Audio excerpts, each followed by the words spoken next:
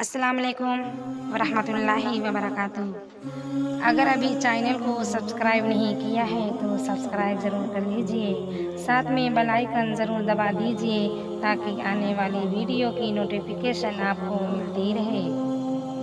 بسم اللہ الرحمن الرحیم۔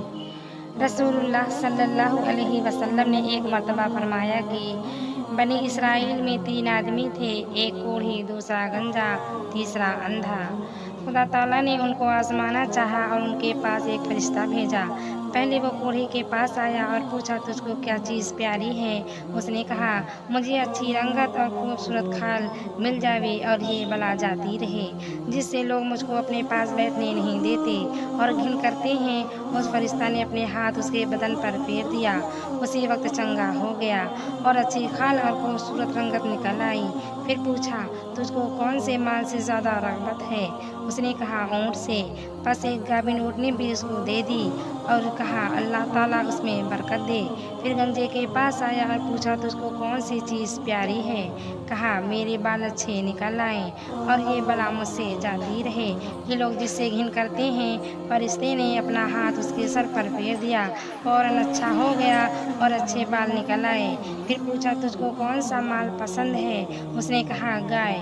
پس اس کو ایک گابن گائے دے دی اور کہا، اللہ تعالیٰ اس میں برکت بخشے۔ پھر اندھے کے پاس آیا اور پوچھا، تجھ کو کیا چیز چاہیے؟ کہا، اللہ تعالیٰ میری نگاہ درست کر دے کہ سب آدمیوں کو دیکھوں۔ اس فرشتے نے آنکھوں پر ہاتھ پھیر دیا، اللہ تعالیٰ نے اس کی نگاہ درست کر دی۔ پھر پوچھا، تجھ کو کیا مال پیارا ہے؟ کہا، بکری۔ بس اس کو ایک گابن بکری دے دی۔ تینوں کے جانوروں نے بچے دیے۔ تھوڑے دنوں میں اس کے اونٹوں سے جنگل بھر گیا اور اس کے گایوں سے اور اس کی بکریوں سے۔ پھر وہ فرشتہ خدا کے حکم سے اسی پہلی صورت میں کوڑھی کے پاس آیا اور کہا کہ میں ایک مسکین آدمی ہوں، میرے سفر کا سب سامان چک گیا، آج میرے پہنچنے کا کوئی وسیلہ نہیں سوائے خدا کے اور پھر تیرا۔ میں اس اللہ کے نام پر جس نے تجھ کو اچھی رنگت اور عمدہ کھال عنایت فرمائی، تجھ سے ایک اونٹ مانگتا ہوں کہ اس پر سوار ہو کر اپنے گھر پہنچ جاؤں۔ وہ بولا، یہاں سے چل دور ہو، مجھے اور بہت سے حقوق ادا کرنے ہیں، تیرے دینے کی اس میں گنجائش نہیں۔ فرشتہ نے کہا، شاید تجھ کو تو میں پہچانتا ہوں، کیا تو کوڑھی نہیں تھا کہ لوگ تجھ سے گھن کرتے تھے، اور کیا تو مفلس نہ تھا پھر تجھ کو خدا نے اس قدر مال عنایت فرمایا؟ اس نے کہا، واہ کیا خوب، یہ مال تو میری کئی پشتوں سے باپ دادا کے وقت سے چلا آتا ہے۔ فرشتہ نے کہا، اگر تو جھوٹا ہو تو خدا تجھ کو ویسا ہی کر دے جیسے پہلے تھا۔ پھر گنجے کے پاس اسی پہلی صورت میں آیا اور اسی طرح اس سے بھی سوال کیا اور اسے بھی ویسا ہی جواب دیا۔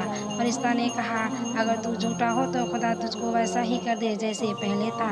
پھر اندھے کے پاس اسی پہلی صورت میں آیا اور کہا، میں مسافر ہوں، بے سامان ہو گیا ہوں، آج بخبر خدا کے اور پھر تیرے کوئی میرا وسیلہ نہیں ہے۔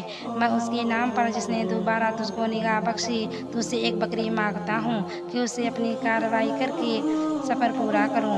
اس نے کہا، بے شک میں اندھا تھا، خدا تعالیٰ نے محض اپنی رحمت سے مجھ کو نگاہ بخشی، جتنا تیرا جی چاہے لے جا اور جتنا چاہے چھوڑ جا، خدا کی قسم جس چیز سے میں تجھ کو منع نہیں کرتا۔ فرشتے نے کہا، تو اپنا مال اپنے پاس رکھ، مجھ کو کچھ نہیں چاہیے، فقط تم تینوں کی آزمائش منظور تھی سو ہو چکی، خدا تجھ سے راضی ہوا اور ان دونوں سے ناراض۔ خیال کرنا چاہیے کہ ان دونوں کو ناشکری کا کیا نتیجہ ملا کہ تمام نعمت چھن گئی، وہ جیسے تھے ویسے ہی رہ گئے اور خدا ان سے ناراض ہوا، دنیا اور آخرت دونوں میں نامراد رہے۔